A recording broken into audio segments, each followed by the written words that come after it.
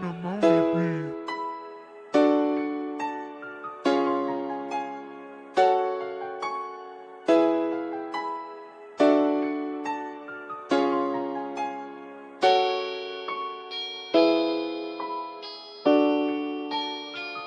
Welcome, ladies and gentlemen, to another episode of What's the Res? My name is Josh Herring. I'm a debate coach and humanities instructor at Thales Academy in Rolesville, North Carolina.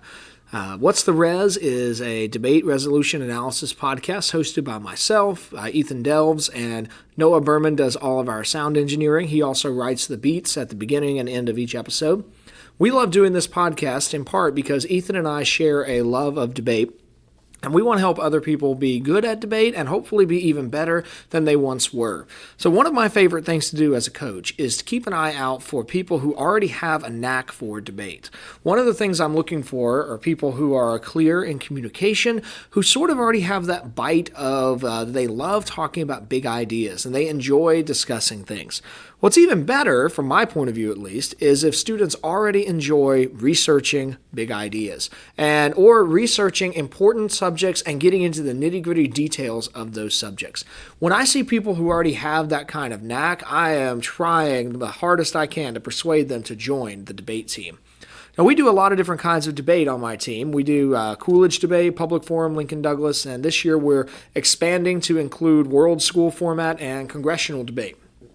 One of the things that is unique to every kind of debate is the need to make arguments. And it's one of the things that I find novice students have one of the hardest times wrapping their minds around. Okay, it's great. I need to make an argument. How? How do I make an argument? And really, there's a lot of different ways, and there's a ton of different acronyms. I'm only going to give you one acronym on this episode and describe one structure.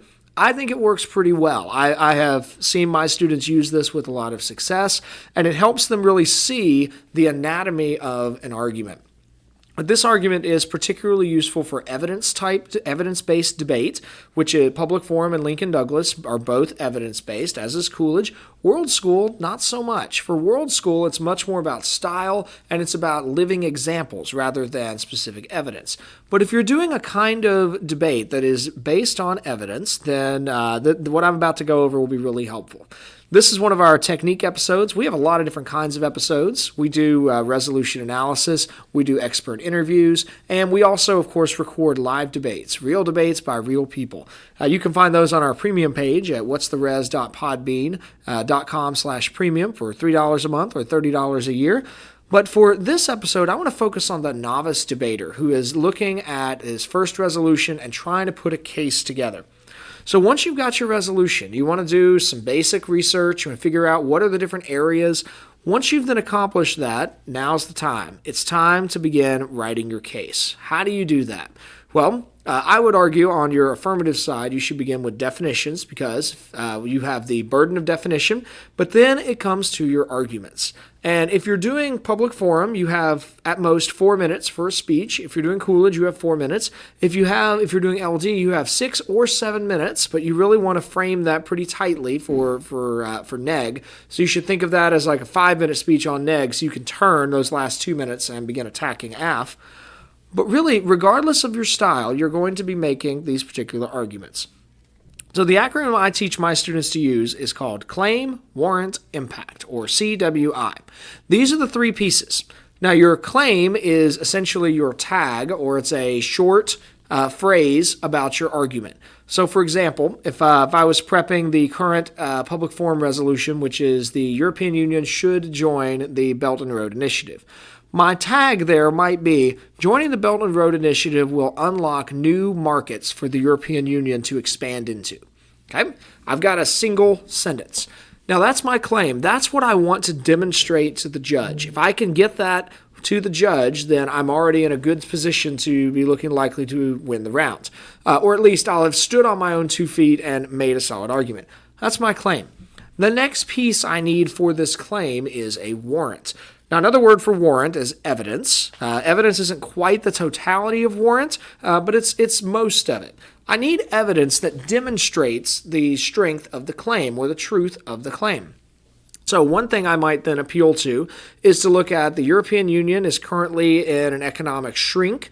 And if they join the Belt and Road Initiative, they can have, maybe I find a piece of evidence that says by building new ports on the Baltic Sea, the European Union would be able to facilitate trade into Southeast Asia.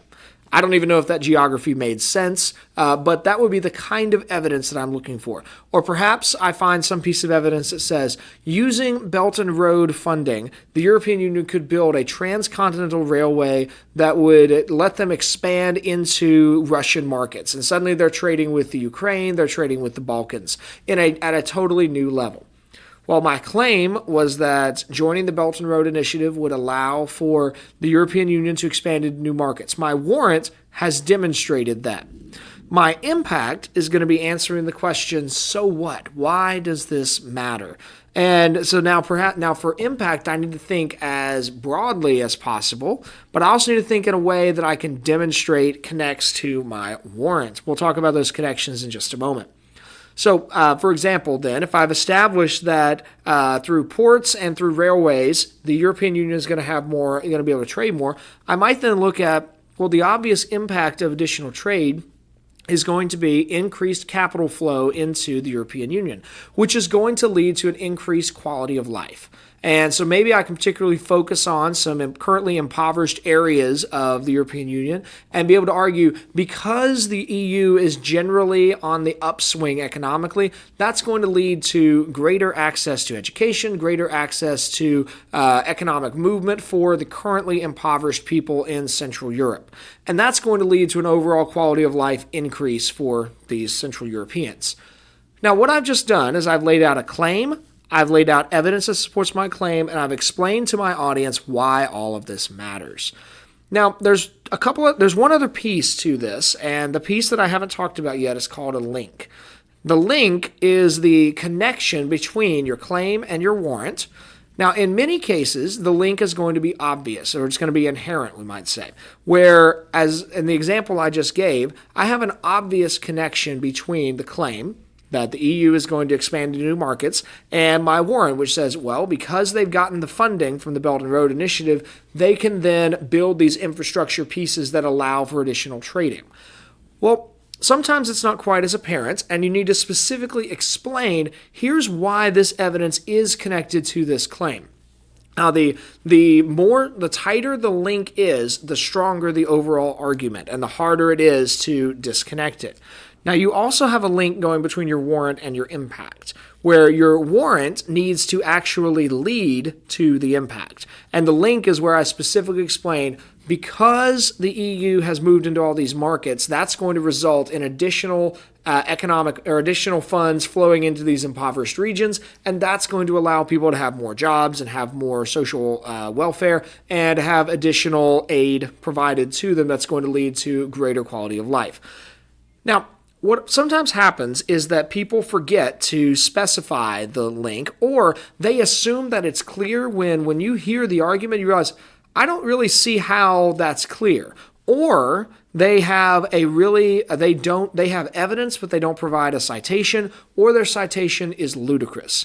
When those sorts of moments happen in a debate, you have the opportunity to de-link their argument, where through a good question or through rebuttal, you can tell the judge, look, judge, the affirmative side may have made a great claim, but they have no evidence for their claim, in which case you have just explained that you have de-linked their whole argument. Their impacts don't work without the evidence.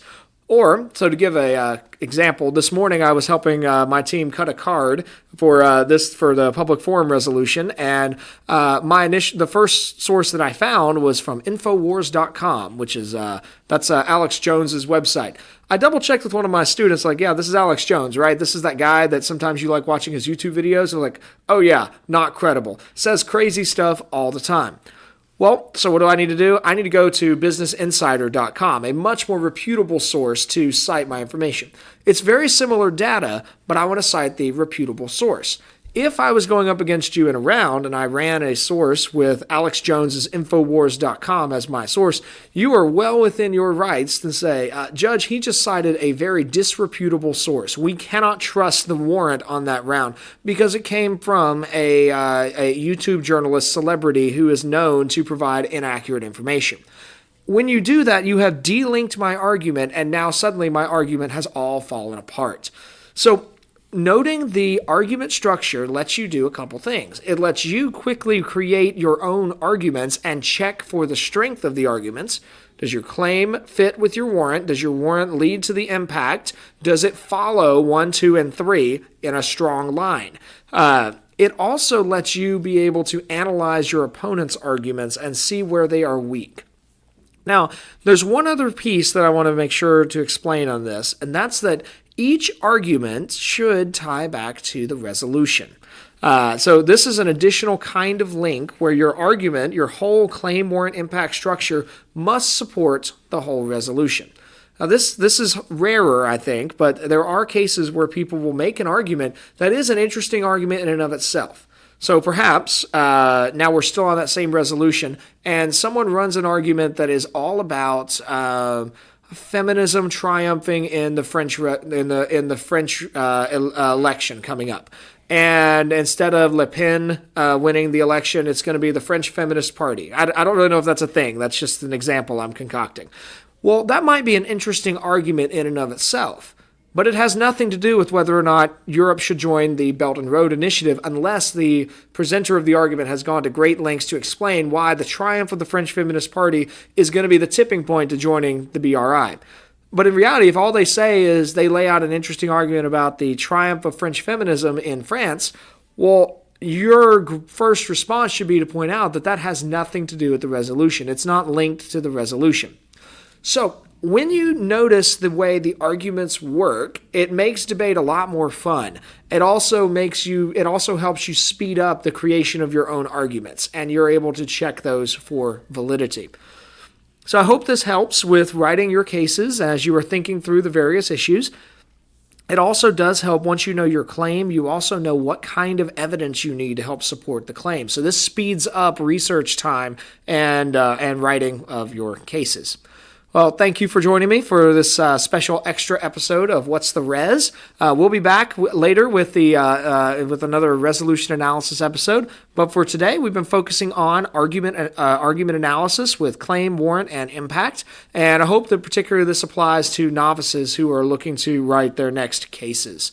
Do let us know how this goes for you. You can get in touch with us over email at what'stheres@gmail.com or on Twitter, Instagram, or Reddit with the handle at what'stheres_. You can also find and like our Facebook page at facebook.com/what'stheres. Do also check out our premium debate episodes where you can see this in action, or you can see where it opens up argument space for rebuttal. You can find those for $3 a month or $30 a year at what'stheres.podbean.com/premium. Thank you for joining me today for this episode of What's the Res, and until next time, work hard, speak well, and seek the truth.